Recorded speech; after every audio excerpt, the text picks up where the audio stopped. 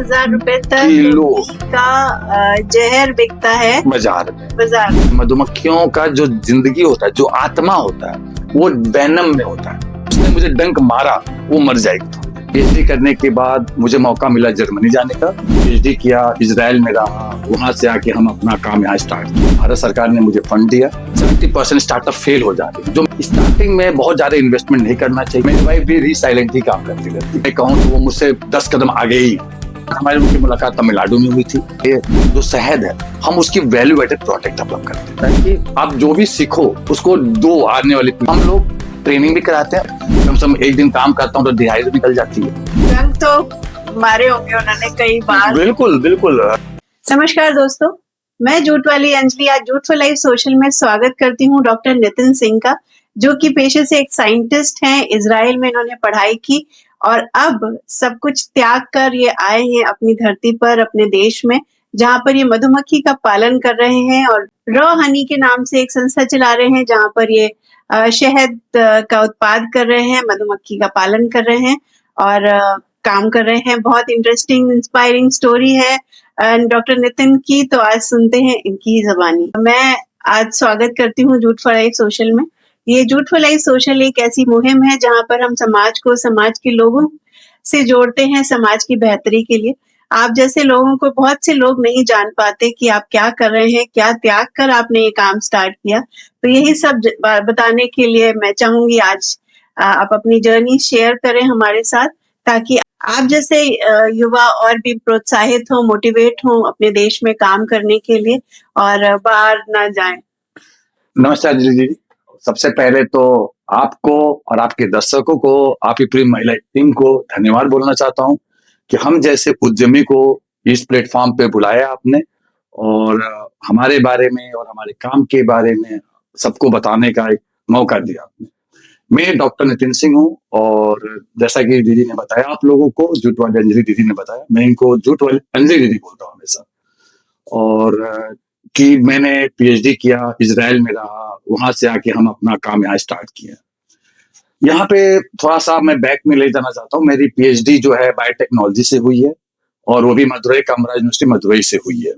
और पीएचडी करने के बाद मुझे मौका मिला जर्मनी जाने का। भारत सरकार ने मुझे फंड दिया, तो यूनिवर्सिटी ऑफ मुंस्टर में रहा मैं और वहां पे रहा। फिर वहां से आके थीसिस सबमिट की गई।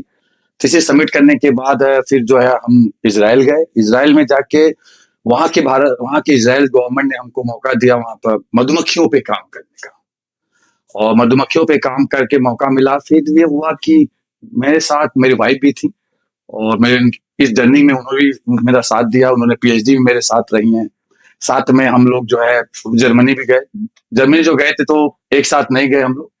फिर उसके बाद इजराइल जाने का मौका मिल गया। इजराइल जाके उनकी काम जो थी अलग था, मेरा काम मधुमक्खियों पे था।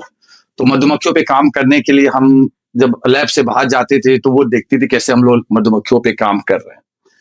एक वैज्ञानिक और एक रिसर्चर, एक साइंटिस्ट का सपना होता है कि एक नेचर जैसे आर्टिकल पब्लिश कर लिया जाए। तो नेचर में हमारा पब्लिकेशन भी हो गया।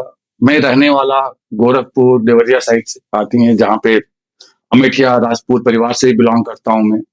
तो वहाँ जब रिसर्च करता था तो वाइफ हमेशा पूछता था कि यार कब तक, कितने दिन हम बाहर रहेंगे। मतलब 5 साल वहां हो गए थे। या तो एज अ साइंटिस्ट ये मौका था या तो वहीं पे सेटल हो जाए या तो फिर यूएसए में जाके सेटल हो जाए। लेकिन पब्लिकेशन हो चुकी थी तो ये हुआ कि चलो अब समय आ गया कि अपने देश वापस चले, क्योंकि एक आर्टिकल पब्लिश हो जाते तो या तो जो ड्रीम होती है वैज्ञानिकों की वो पूरी हो गई थी। मैंने अपने वहां बॉस से झूठ बोला था कि मुझे नौकरी मिल गई भारत में। और जैसा कि आप जानती हैं कि एजुकेशन करने के बाद अगर यहाँ वापस आ जाओ तो लोग ताने मारेंगे, अरे क्या कैला, पढ़ाई कई के शहर बेचा तरह का। और अगर मैं वहां सेटल हो जाता बीवी को लेके, तो हमारे यहाँ कल्चर है, अरे क्या कैला, मम्मी को ताना मारेंगे सब लोग, अरे क्या कैला, एक कप चाय ना पिए के मिलल। बीवी लेके चले गए, विदेश में जाके सेटल हो गए। तो झूठ बोला गया यहाँ पे भी कि मुझे जॉब मिल गई है तमिलनाडु में, और वहां मैं अपने बॉस से झूठ बोला कि जॉब मिल गई है इंडिया में। ईमानदारी से कहूं तो कहीं मेरे पास जॉब नहीं थी और ना ही वाइफ पे पास भी जॉब थी। हम लोग थोड़ी सी सेविंग थी तो सेविंग रख के रिस्क लेके रिजाइन करके हिंदुस्तान वापस आए। यहाँ आने के बाद तो जैसे आप लोग जानते ही हैं कि जो सब लोग कहते हैं कि जाओ नौकरी खोजो, ये करो, दिमाग में कुछ और ही चल रहा था कि कुछ अपना करना है। कुछ यूनिवर्सिटी में गया दिखाने के लिए गार्जियनों को कि हाँ मैं जॉब के लिए जा रहा हूँ, लेकिन जब वो पूछते थे सैलरी क्या चाहिए आपको, डिमांड क्या है सैलरी की, क्या चाहिए आपको, तो इतना पा चुका था कि उस डिमांड पे हमको यहाँ पे मिल ही नहीं सकता था। फिर झूठ बोल के मधुमक्खी का काम स्टार्ट किया। मधुमक्खी इसलिए काम स्टार्ट किया क्योंकि मधुमक्खियों पे मेरी रिसर्च थी। जो रिसर्च का विषय था हमारा, मैं आपको यही बता दूं, चाहे कोई भी जीव हो, चाहे एक मधुमक्खी हो, चाहे एक पौधा हो, चाहे एक इंसान हो, सबको बीमारी लगती है। तो वहां पे भी मधुमक्खियों को बीमारी लगती थी। तो जो बीमारी लगती थी मधुमक्खियों को, तो उसको दवा बनाने के लिए दवा बनाया जाता था। ग्रीन वोलेटाइल जैसे हल्दी है, अजवाइन है, जो आजकल लोग भूल जाते हैं, इंसान को भी बीमारी लगती है तो नहीं दिया जाता। तो उस बीमारियों से मधुमक्खियों को बीमारी को दूर किया जाता था। लेकिन एक चीज मैंने वहां देखा था जब मैं विदेश में था, अच्छे अच्छे वैज्ञानिक, अच्छे अच्छे साइंटिस्ट लोग, मतलब फील्ड में जाके काम करते थे, और अगर मधुमक्खी के ऊपर बीमारियों को काम कर रहे हैं, तो जो प्रोडक्ट निकलता था मधुमक्खियों से बनाए हुए, जैसे शहद हुआ, मेरी बॉस डॉक्टर विक्टोरिया सोरोकर, और इसलिए नाम दे रहा हूं, वो महिला थी और 75 प्लस थी। वो जाके शहद एग्जीबिशंस में या प्रमोट करती थी, सेल करती थी। तो वो देख के हमको ये लगा क्यों ना हम ये काम करें। तो मैं अपने यहाँ आके, हम लोग स्मॉल एंटरप्रेन्योर की तरह स्टार्ट किया गया काम। मैं ये नहीं कह रहा हूँ कि लार्ज स्केल पर, मैं आपके माध्यम के, आपके प्लेटफॉर्म पर मैं ये कहूंगा, जो आज की डेट में लोग कहते हैं ना 70% स्टार्टअप फेल हो जा रहे हैं, जो मेरा अनुभव है, स्टार्टिंग में बहुत ज्यादा इन्वेस्टमेंट नहीं करना चाहिए। कोशिश करे, आदमी खुद काम नहीं करता है तो कोशिश करता है कि एक प्यून रख ले, एक ड्राइवर रख लो, एक इधर रख लो, तो वो सब चीजों को थोड़ा कॉस्टिंग को मिनिमाइज किया जाए। तो हम लोग जैसे पूजा के घरों में, प्रेयर के घरों में हम लोग काम अपना स्टार्ट किए थे, साथ में मेरी वाइफ भी थी, और मैन्युफैक्चरिंग में करता था, शहद ला के यहाँ पर दे दिया जाता था, वाइफ पैकिंग करती थी। और मैं प्राउड से फील कर रहा हूँ कि कोई ऐसा पार्क नहीं होगा लखनऊ का जहां पे मैं, वो चाय बनाने वाले या चना बनाने वाले वो मुझे नहीं जानते थे, जबकि मैं एक रिसर्च साइंटिस्ट था और जा जाके बेचता था, साथ में डिलीवरी भी करता था, कोई शर्म नहीं आती थी। कभी कभी तो ये होता था, बाद में आगे चल के वो चाय वाले चने वाले ही मेरे प्रोडक्ट को प्रमोट करने लगे। और आज के डेट में ऊपर वाले के आशीर्वाद से शहद के साथ साथ वैल्यू एडेड प्रोडक्ट भी हम लोगों ने लॉन्च किया है, जैसे सोप हुआ, क्रीम हुआ, लिप बाम हुआ। ये सारे प्रोडक्ट मेरी वाइफ डेवलप करती हैं और मैं मैन्युफैक्चरिंग करता हूँ, उनको दिया जाता है, वो वैल्यू एडेड प्रोडक्ट बना के फिर वापस मेरे पास आता है। हम लोग मार्केटिंग करते हैं, साथ में ट्रेनिंग भी दी जा रही है, चारों तरफ महिलाओं को भी ट्रेनिंग दी जाती है, कई ऑर्गेनाइजेशन के साथ जुड़ गए हैं। अब जो एक समय ऐसा था जब लोग कहते थे अरे का कैला शहद बेचा तरह, अब वो लोग अपने बच्चों को हमारे पास भेजते हैं कि इनको ट्रेनिंग दिया जाए, ट्रेनिंग दे दो। तो इस तरह से जर्निंग शुरू हुई और यहाँ तक हम लोग आज की नितिन 20 के नाम से ब्रांड है, लखनऊ, चिन्हट, हर जगह। आप लोगों जैसे दूध वाले अंजलि दी है, ये भी हमारे प्रोडक्ट को अच्छे से प्रमोट कर रही है, इनके वैल्यू से भी सब जगह यूज करते हैं, तो ये सबसे बड़ी बात है हमारे लिए। तो भैया जर्नी तो बहुत ही बड़ी रही आपकी, बहुत संघर्ष रहा। इनफैक्ट अभी भी देखते हूँ कि हर मेले में आप पार्टिसिपेट करते हैं, एग्जीबिशंस में जाते हैं और आप खुद ही अपने प्रोडक्ट को जो है जुबान से अपनी जुबानी बताते हैं, उसके फायदे करते हैं। वाइफ का बहुत बड़ा सहयोग रहा आपका। तो कहाँ मुलाकात हुई, क्योंकि वो एक अहम भूमिका निभा रही हैं आपकी जर्नी में। कहाँ मुलाकात हुई? और मुझे ये भी पता है कि वो साउथ इंडियन है, ठाकुर नहीं है, यूपी से नहीं है, तो कैसे एडजस्टमेंट हुआ, कैसे फैमिली ने एक्सेप्ट किया, तो इस बारे में। सबसे बड़ी बात तो ये है कि जैसे एक वर्ड सुनता रहता हूँ दीदी के रील्स पे, रीसाइलेंट जो वर्ड आता है, रीसाइलेंट वुमेन जो काम करती हैं, मेरी वाइफ भी रीसाइलेंट ही काम करती रहती हैं। तो मतलब वो भी डॉक्टर हैं, वो भी पीएचडी की हुई हैं, और अच्छी, अगर मैं कहूँ तो वो मुझसे 10 कदम आगे ही हैं हर चीजों में। साइंस में भी आगे थी, अगर मैं बोलूं तो हर जगह उन्होंने मुझे हेल्प दिया है, हर जगह, चाहे साइंस में, चाहे मैं अब्रॉड रहा हूँ, चाहे प्रोजेक्ट लिखने में, यहाँ पे भी अभी भी साथ दे रही। तो सबसे पहली बात, हमारी उनकी मुलाकात तमिलनाडु में हुई थी जब हम लोग पीएचडी कर रहे थे। पीएचडी करने के बाद मुलाकात हुई, फिर जब सब कुछ ठीक रहा तो ये हुआ कि इजराइल, जर्मनी गए हम लोग। तो वहां से घर पे जब शादी की बात हुई, ये बात चलने लगी, तो ये हुआ कि लैंग्वेज, सबसे बड़ा सवाल था लैंग्वेज कैसे, क्योंकि तमिलनाडु में हिंदी नहीं बोली जाती है और मेरी मम्मी को इंग्लिश नहीं आती है। और ये दोनों लेडीज मेरे लिए बहुत ही इंपॉर्टेंट थी, एक लेफ्ट है एक राइट है, दोनों मेरे लिए बहुत ही हेल्पफुल रही हैं। तो जाहिर सी बात है, मम्मी ने आगे लेके गई, माँ ने, तो वाइफ उसको आगे कैरी कर रही है। तो मम्मी ने भी कहा कि हम एडजस्ट करेंगे, उन्होंने भी कहा कि हम एडजस्ट करेंगे, दोनों आदमी एक दूसरे को। और एक चीज और है, अच्छी बात थी कि दोनों आदमियों की लैंग्वेज नहीं थी, लड़ाई झगड़े नहीं होते थे। सबसे अच्छी बात है।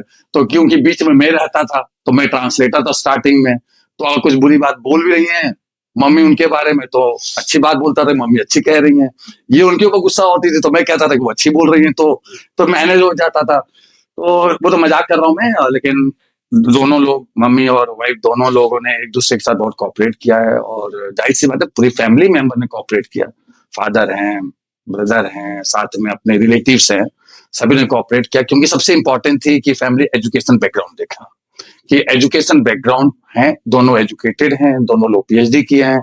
और एक होता है कि इसमें हमारे जो इजराइल के हमारे बॉस थे, जो हम कहते हैं ना शादी के मीडिएटर, उन्होंने बहुत बड़ा रोल प्ले किया।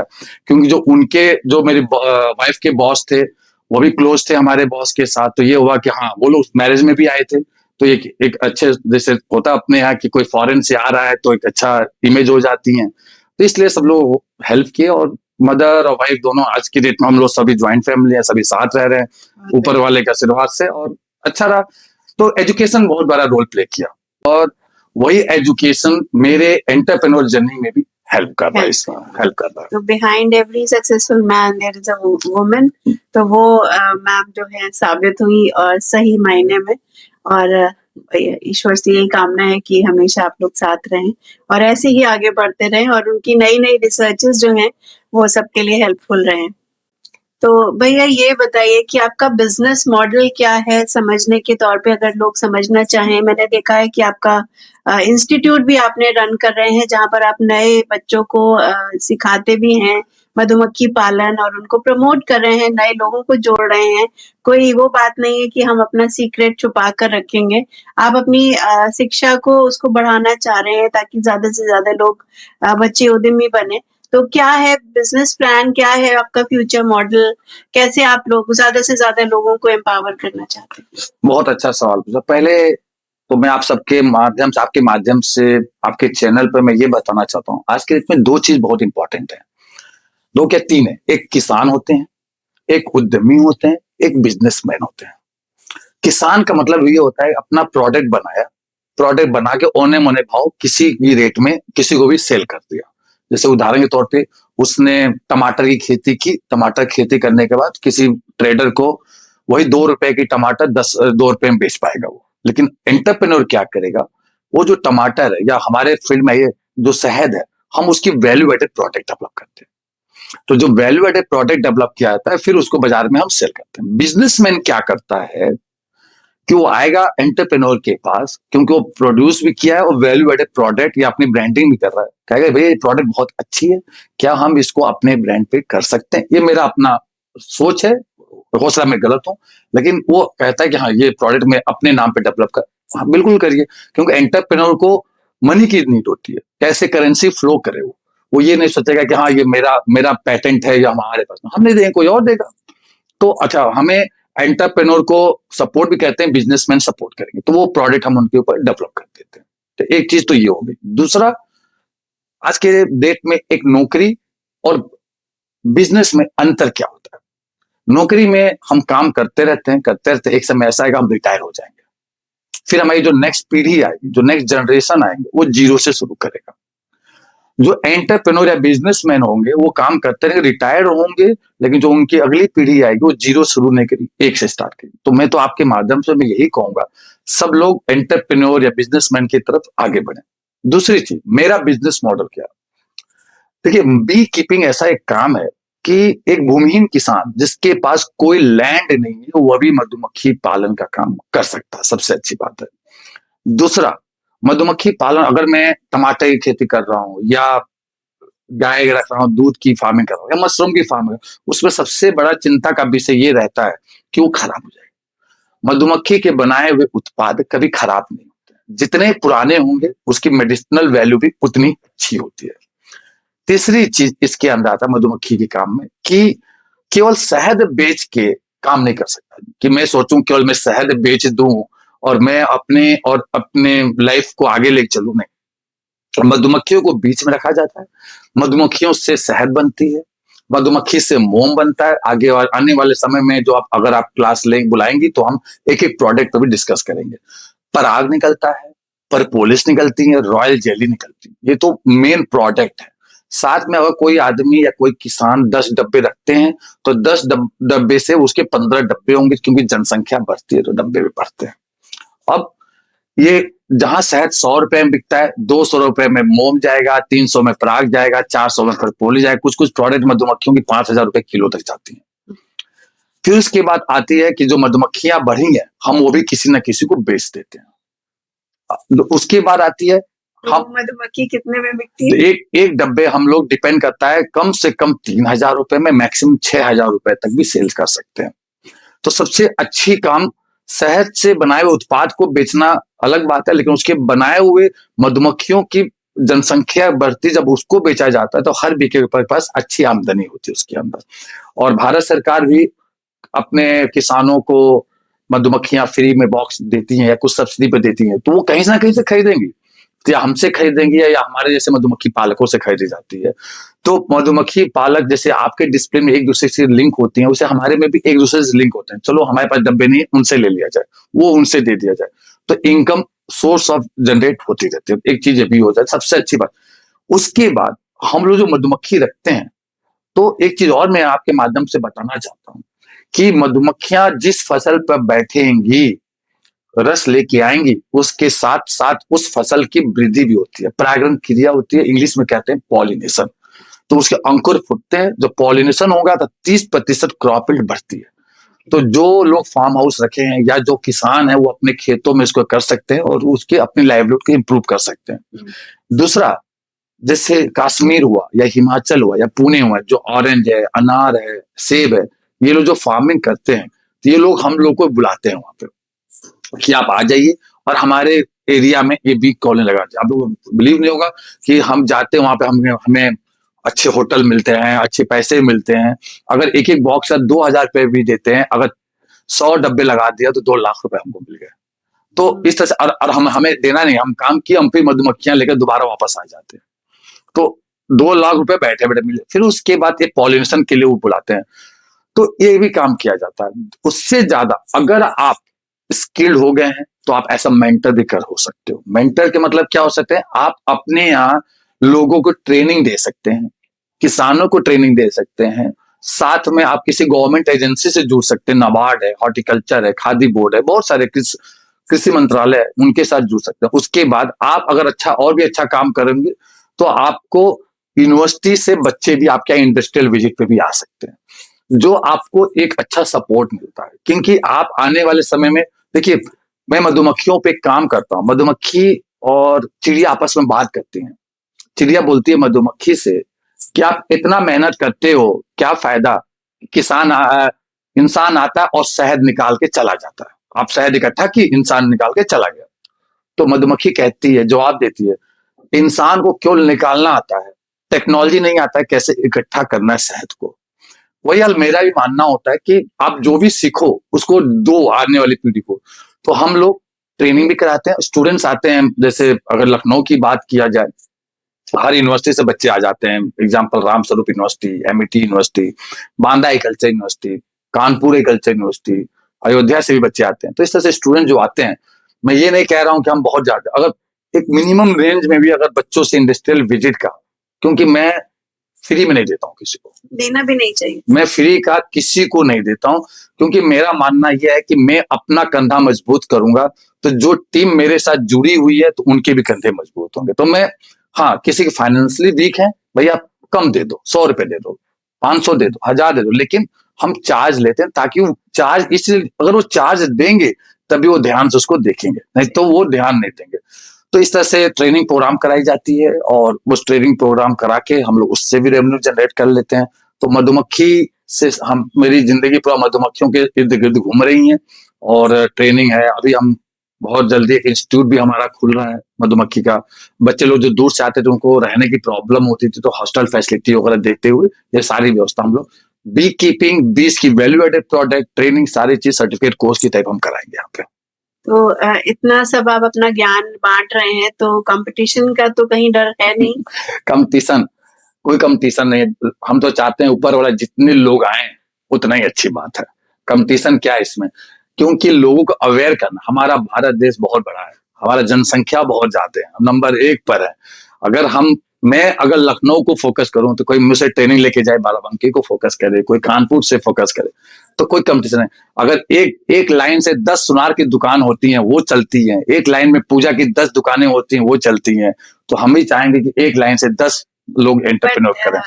ये पूछना चाहूंगी, कंपटीशन से तो डर नहीं है, लेकिन धोखा तो बुरा लगता होगा जब आप किसी अपने पे भरोसा करो और वो आपसे दगाबाजी करे, तो वहां पर तो फीलिंग्स कुछ अलग। हाँ, बराबर, बिल्कुल जाहिर सी बात है कि धोखा होता है, चीटिंग होती है, और चाहे अपना हो, चाहे वर्कर हो, चाहे कोई भी हो, हर आदमी हो। लेकिन ये एक लेसन होती है, उस लेसन से आदमी सीखता है और उसी सीख के आगे उसको चैलेंज लेना चाहिए। उस टास्क को चैलेंज जब लेंगे, उस धोखे को चैलेंज उदाहरण के तौर पे, अगर मैं काम कर रहा हूं, कोई मेरा आदमी अचानक छोड़ के मुझे चल गया भाई, चल गया, चलो ठीक है, तो उसको चैलेंज लो कि उसको दिखाना है। तो उसको दिखाने में अभी तक जितना हम मेहनत कर रहे हैं तो उसे दुगने करेंगे। ऊपर वाला हमें बना के भेजा है, वो हमारी स्क्रिप्ट लिख रखा है कि कल क्या होना है, और उसी एक्टिंग करना है हमको उस हिसाब से। और इतनी एक्सपीरियंस हो गई लाइफ में कि अब देखिए, जब मेरा जो अपना मानना है कि पीएचडी, ये पीएचडी में हम लोग एक एक एक्सपेरिमेंट जो पीएचडी कर रहे हैं, रिसर्च साइंटिस्ट लोग वो जानते भी होंगे, एक एक एक्सपेरिमेंट करने में 10-10 दिन बीत जाते थे, तब भी रिजल्ट नहीं आता। अब तो ठीक है, कम से कम एक दिन काम करता हूँ तो दिहाड़ी तो निकल जाती है। तो ये एक एक्सपीरियंस है, लाइफ है, और जितना ही जो हर तरह से, अगर हीरा जितना ही घिसे जाएगा उतना ही चमकेगा, जितना ही धोखा मिलेंगे उतना ही चमकेंगे, तो उतना ही आगे बढ़ा जाएगा। और जब आप हैं और भी लोग हैं जो जुड़े हुए हैं, तो एक पिलर की तरह, सपोर्ट की तरह खड़े रहते हैं, जो आगे बढ़ो हम हैं। तो इस तरह से, और मैं ये कहूंगा कि अगर मैं यहाँ तक पहुंचा हूं तो लखनऊ वासियों का बहुत बड़ा योगदान है। उन लोगों का योगदान है जो शहद नहीं भी खाते हैं, वो अपने घर मंगवा के रखते थे कि ताकि इस एजुकेशन इंसान को सपोर्ट किया जाए। बहुत सारे लोग हैं जिनको शायद पसंद नहीं आती थी, जो हो सकता है कि किसी को मेरी पैकिंग भी पसंद नहीं आई हो स्टार्टिंग में, लेकिन वो इसलिए ले जाते थे कि इनको सपोर्ट किया जाए। अब आज के डेट में बहुत सारे गिन नहीं सकता हूँ, लेकिन हाँ, हर आदमी ने आगे आके मुझे आगे बढ़ने में हेल्प किया इसमें। तो ये बताइए, अब इतने डेंजरस कीड़ा कहूँ, मधुमक्खी, हाँ, डंक तो मारे होंगे उन्होंने कई बार। बिल्कुल बिल्कुल, देखिए अभी भी डंक मिलती रहती है। हाँ। तो जाहिर सी बात है, कोई गलत काम करता हूँ या वाइफ से भी डांट सुनते हैं। मधुमक्खी की बात नहीं तो मधुमक्खी में नहीं तो जहाँ जहाँ प्यार होगा वहाँ डंक भी मिलेगा, वहाँ डांट भी मिलेगी। जहाँ प्यार, तो मधुमक्खी बिल्कुल बहुत डंक मारती हैं। मतलब स्टार्टिंग कैरियर में तो बाल छोटे अभी कर दिया गया, बाल गिर गए हैं, छोटे, पहले ऑयल लगा के मधुमक्खियों पर काम करने जाते थे तो पूरा मधुमक्खी अंदर आके चिपक गई थी एक बार तो। लेकिन हाँ, जो आदमी साइकिल चलाता था गिरेगा, 2 बार गिरेगा, 3 बार गिरेगा, अब काट भी लेती हैं तो असर नहीं। लेकिन एक चीज और आपके माध्यम से बताना चाहता हूँ, जो मधुमक्खी के डंक होते हैं, मेडिसिनल वैल्यू बहुत अच्छी होती है। मधुमक्खी के डंक, एक होम्योपैथी में मेडिसिन आती है एपिस मेलिफेरा करके, जिसको जो कीड़े काटते हैं या जो इंसेक्ट बाइट होती हैं वो लोग मेडिसिन खाते हैं। अगर या इसकी दवा भी बनाई जाती है, जो आर्थराइटिस है, जो जॉइंट पेन होते हैं, उनके लिए दवा बनाई जाती है। तो अगर वी वेनम में अगर कोई काम करता है, इकट्ठा करता है, तो अच्छी सोने के भाव बिकती है। और जहर वी वेनम, और वी वेनम पे रेट भी बहुत अच्छा है। और मैं आपके माध्यम से भी बताना चाहूंगा कि जो आदमी, जो बी कीपर, जो इंसान मधुमक्खी पे काम करते हैं, जिसको डंक लगती है, तो उसकी इम्यून सिस्टम भी बहुत स्ट्रांग होती है। कोविड के टाइम में किसी भी बी कीपर को कोई प्रॉब्लम नहीं हुई थी, और 10,000 रुपए किलो तक ये वी वेनम बिकते हैं बाजार में। लेकिन 10,000 रुपए तक किलो का जहर बिकता है बाजार में। लेकिन हम एक चीज और बताना चाहते हैं, मधुमक्खियों का जो जिंदगी होता है, जो आत्मा होता है, वो वेनम में होता है, वो डंक में ही रहता है। अगर उसने मुझे डंक मारा, वो मर जाएगी थोड़ी देर बाद। अच्छा। वो मर जाएगी।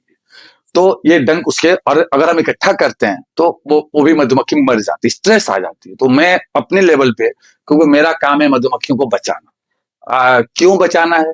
जैसे मैंने कहा, परागण क्रिया, पॉलिनेशन होती है। The great scientist Albert Einstein ने यह भी बोला है कि अगर मधुमक्खी प्रजाति इस धरती से खत्म हो गई तो मानव जाति भी इस धरती से खत्म हो जाएंगे। तो मैं आपके माध्यम से उन श्रोताओं को मैं ये रिक्वेस्ट करूंगा हाथ जोड़ के कि सभी लोग मधुमक्खियों को बचाने के लिए एक मुहिम चलाएं। दूसरी चीज, ऐसा प्लांट लगाया जाए, इको फ्रेंडली, या कहा जाए बी फ्रेंडली लगाए, जो मधुमक्खियों को भी फायदे हो और हमारे किसानों को भी फायदे हो। तीसरा चीज, ये जो मैं काम कर रहा हूं, मैं आपको यही ऐड करना चाहता हूं, कोई नया काम मैं नहीं कर रहा हूं। ये हमारे मतलब इंसान आने से पहले हमारी मधुमक्खियां इस धरती पे आ गई थी। और एक रामायण का एक दोहा भी है, जिस बच्चों ने या जिन श्रोताओं ने रामायण देखा होगा लॉकडाउन में, तो उसमें है, बजरंगबली जी भगवान राम से पूछते हैं कि सीता जी की खोजने जाएंगे तो रास्ते में हम क्या खाएंगे। भगवान राम बोलते हैं कि जंगलों में मधुमक्खियों के छत्ते लगे होंगे, आप वो शहद खाते हुए निकल जाइएगा। मतलब शहद जो है इंस्टेंट एनर्जी भी देती है, हेल्थ के लिए बहुत फायदेमंद होती है। तो मधुमक्खियों को बचाए। और डंक पे जो बात है मैं नहीं करता हूं, क्योंकि हम मधुमक्खियों को मैं मारना नहीं चाहता हूँ। हाँ, कई लोग हमारे साथ जुड़े हुए हैं जो करते हैं और उसको लेके चलते हैं, ये चीज आ जाती है। मुझे किसी ने दिया पॉलन, बराबर, बी पॉलन दिया खाने के लिए कि आप हड्डियों के लिए काफी अच्छा है, और अगर सर्दियों में जरूर खाया जाए, बिल्कुल, और आर्थराइटिस वगैरह के लिए काफी लाभदायक है। बिल्कुल। वो क्या है भैया? बहुत अच्छी बात आपने पूछा। जो बी पॉलन होती है, जिसको हिंदी में कहते हैं पराग, मधुमक्खी एक फूल से जब दूसरे फूल पर बैठती हैं तो पॉलिनेशन होता है। और ये पराग, जैसे मधुमक्खियां शहद रस, हिंदी में कहते हैं मकरंद और इंग्लिश में कहते हैं नेक्टर, जैसे वो लेके आती हैं, तो वैसे जो मधुमक्खी होती हैं फूल पे जाती हैं। मधुमक्खी जब फूल पे गई तो वहां से उसके पैरों में, हम बैग जब बाजार जाते हैं तो कोई बैग लेके नहीं जाते हैं। जूट वाली अंजलि जी की जूट बैग भी लेके नहीं जाते हैं। 99% हिंदुस्तानी की बात कर रहा हूँ। वो जाएंगे, सब्जी लेके आएंगे, पॉलिथीन में लेके आ जाते हैं और हमारी मिट्टी को भी खराब करते हैं। हम घर में जो नाले नालियां उसको भी ब्लॉक कर देते हैं। लेकिन मधुमक्खी अपने हाथ से जब फ्लावर पे जाती हैं सामान लेने के लिए, तो आप लोग विश्वास नहीं करोगे, कुदरत ने उसके पैरों में एक बैग बना के रखा है जिसे कहते हैं पॉलन बैग, और उसके पैरों कहते हैं हिंड लेग। मधुमक्खी जाती है फूलों पे, उस पर बैठेंगी और पराग चिपक जाएगा उसके फूलों पे, फिर वो घर आती है। वो पराग हमारे लिए नहीं आता है।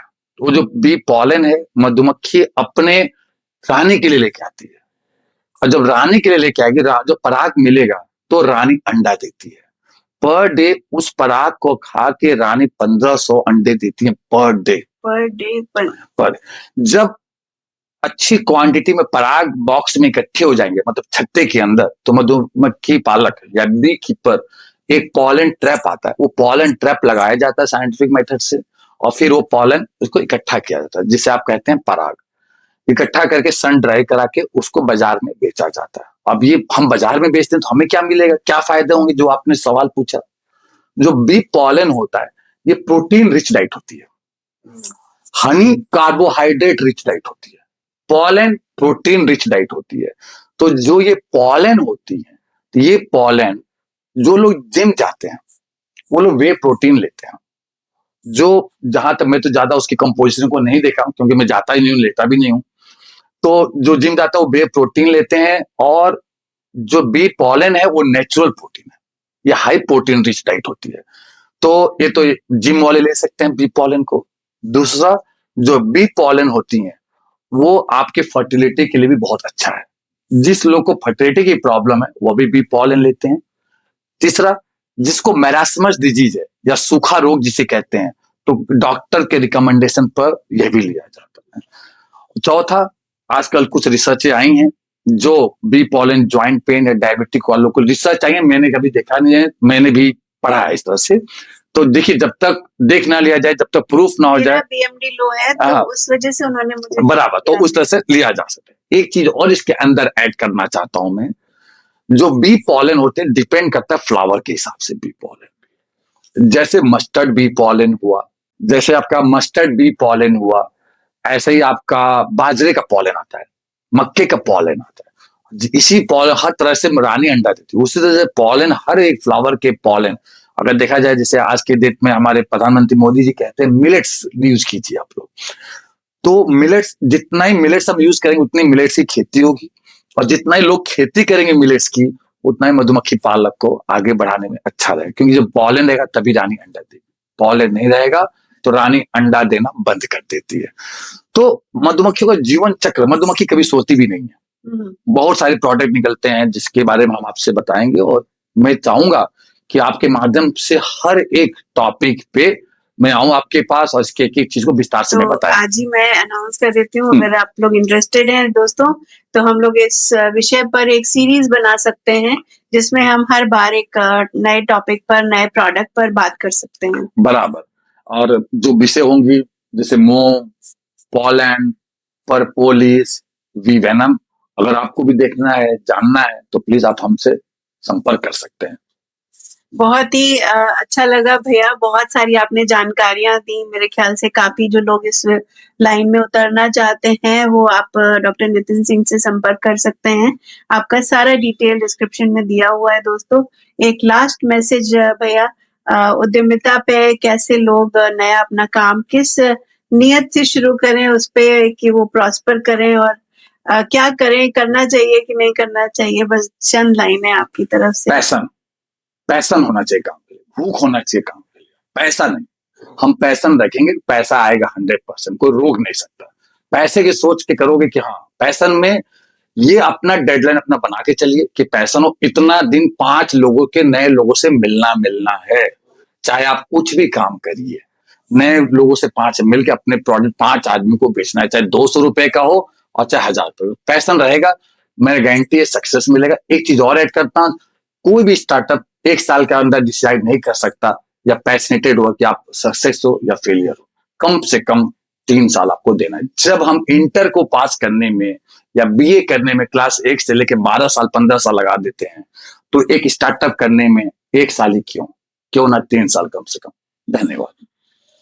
थैंक यू दोस्तों, और आशा है अगर आपको ये वीडियो अच्छा लगा हो तो प्लीज इसको लाइक करें, शेयर करें, ज्यादा से ज्यादा लोगों तक इसको पहुंचाएं, और कमेंट जरूर करें। और अगर आगे की सीरीज जानना हो कि कुछ स्पेशल आप जानना चाहते हो डॉक्टर नितिन सिंह से, तो प्लीज इनके इंस्टीट्यूट जाएं, इनके फार्म हाउस जाएं और जरूर इनसे बातचीत करें।